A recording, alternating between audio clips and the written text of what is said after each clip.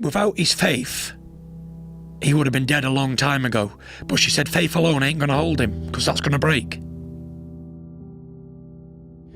I'd suffered with mental health problems my whole life, but I didn't know what it was because I never had no education on the matter. But I felt as if I had nothing. I felt there was an empty, gaping hole. I just didn't want to do it anymore, if you know what I mean. I didn't have the desire. The fire wasn't burning no longer to fight. I was depressed as depressed could be on a daily basis. And I'm thinking, why am I feeling like this? I don't have no reason to feel like it. I hate the drink heavily on a daily basis. I hate the drugs. I was out all night partying with women of the night and not coming home. And, you know, I didn't care about boxing. I didn't care about living. I just wanted to die. And I was going to have a good time doing it while I was doing it. I used to drink and take drugs to get away from the depression, because when I was drunk or high, then I wouldn't think about being depressed. I thought about being, I'm a boxing champion, or I feel great. But as we know, when the drink wears off, it only leaves you with a bad hangover and feeling even more depressed. For someone who suffers with mental health, the worst thing we can do to escape it is take drugs or alcohol. And this is where I want to spread the word on mental health, so when other people are in this position in the future, they know where to go and they know what to do, because there's a blueprint. I was sitting here, £400, a drug addict, an alcoholic. Like I said, I was waking up and I didn't want to be alive. I was making everybody's life a misery. Everybody who was close to me was pushing away. Nobody could talk to me, talk any sense into me at all. I'd go very, very, very low at times, very low. And I'd start thinking all these crazy thoughts and this, that and the other. And I was in my car, I bought a brand new Ferrari convertible in the summer of 2016. And I was in it and I was on the highway. And there's a strip of the highway where I am. And at the bottom of about a 5-mile strip, there's a massive bridge that crosses the motorway. And I knew that. And I got the car up to 190 miles an hour. I was heading towards that bridge. And I didn't care what no one was thinking. I didn't care about hurting my family, me career, people friends, anybody. I didn't care. I didn't care about nothing. I just wanted to die so bad. I give up on life. And just as I was heading towards that bridge at 190 in this Ferrari, it had crushed like a Coke can, by the way, if I'd have hit it. I heard a voice say, "No, don't do this, Tyson. Think about your kids. Think about your family and your little boys and girls growing up with no father. And everyone saying your dad was a weak man. He left yous. He took the easy way out because he couldn't do anything about it." And before I turned into the bridge, I pulled on the motorway and I was shaking. I could feel myself shaking, and I pulled over and I was all nervous and didn't know what to do. I was frightened and I was so afraid. And I thought, that day, I'll never, ever, ever try or think about taking my own life ever again.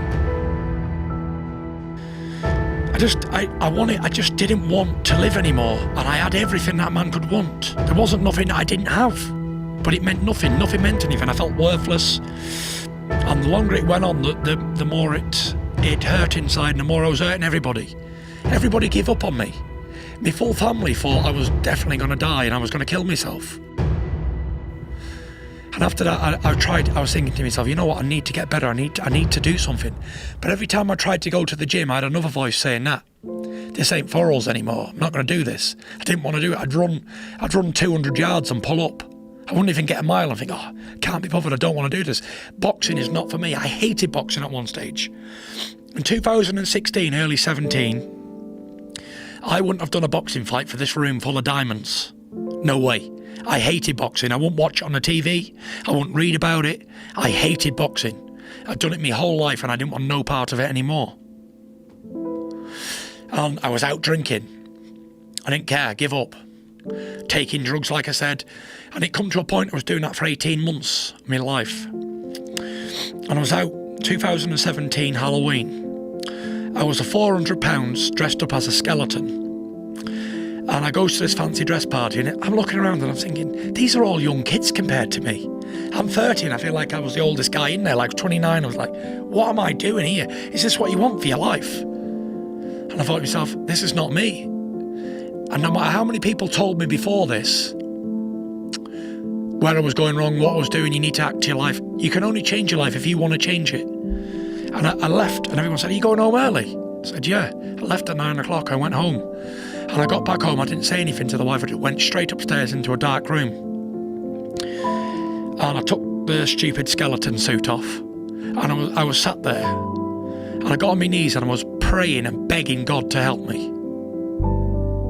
And at this point, I'd never begged or cried to God to help me before. I'd prayed a lot all my life, but I'd never been in this physical state before. I could feel tears running down my face. My chest was wet with tears, because I knew I couldn't do it on my own. It wasn't possible for me. Because I tried and tried and tried, and I ended up back in the pub, back drinking. I almost accepted that was going to be my fate, an alcoholic. So I was on my knees in this bedroom, and after praying for about 10 minutes, I got up, and I felt the weight of the world was lifted off my shoulders. And for the first time in years, I knew I was going to make a comeback. And I called my wife, I said, Paris. She said, what? She thought I was drunk coming home from the pub. I said, Monday morning, I start to regain mission to try and get the heavyweight championship of the world back. She said, yeah. Because before this, every time I'd have a beer, I'd come back and I'm going to be the heavyweight champion of the world again, because it was the alcohol talking. And after this prayer, I got up, I said, right, this is going to be it. She didn't believe me 1 second. But even when I speak to her now, she says, that night you told me that, she said, I hear a difference in your voice. Something happened. Next day I phoned up Ben Davison, and I said, I don't want to go back down the old route with the same trainer, same promoter, same anything. I said, everything's got to change. I said, it's going to be a new Tyson Fury.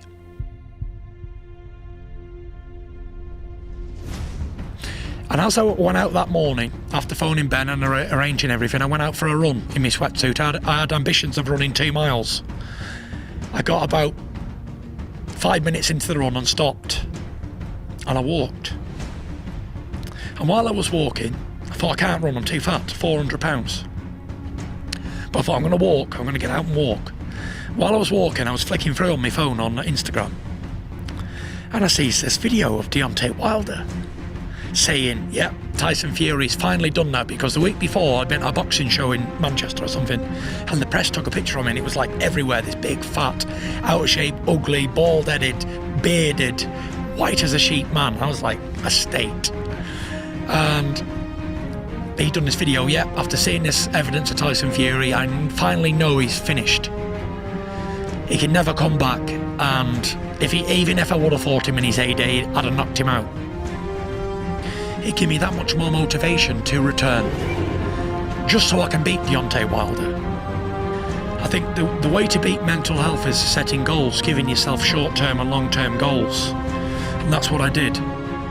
I gave myself a goal of losing the weight, pound by pound basically. I'd set myself a £10 target, and I'd reach that, and then I set myself another £10, £15, whatever. But with the mental health, I don't suffer with mental health when I'm active, when I've got a goal. If you suffer with mental health problems, you tend to suffer them when you're on your own, when you've got a lot of time to think. But when you're busy on a daily basis, you don't have enough time to think about mental health. And I figured out, well, if I exhaust myself in the gym, I come home and I'm too tired to think about anything. I just want to get some food and go to bed. That's what I do. So you didn't use medication? I didn't use medication, no. Wow. I was prescribed with medication, but I refused to take it. I took a couple of pills, helped myself relax from the doctor, but I never took them again. I only ever took a couple. But that's fascinating that most people think that to come back from a mental health issue like yours, you need psychiatric care and you need medication. And you're saying you did it with setting goals and hard work. And the biggest thing we're missing here is I didn't do it with doctors and all them type of things. I done it with something way more powerful. God. So your faith and your belief. My faith and belief that God would make me better made me better. I believe I was being tested to see what type of man I was and what type of character I had. And you know, even before the depression, I didn't appreciate things. Nothing was value to me. even something I'd worked hard for. If I'd worked hard and saved up for a car, just say, for 5 minutes it'd be okay, but then I wouldn't want it anymore. It was a piece of shit. So I believe I was taught, I was put down this road and I had to suffer all these things so I could understand when I had things good. Like today, I'm happy that I'm breathing fresh air and that I'm sat here in a mentally stable way of thinking.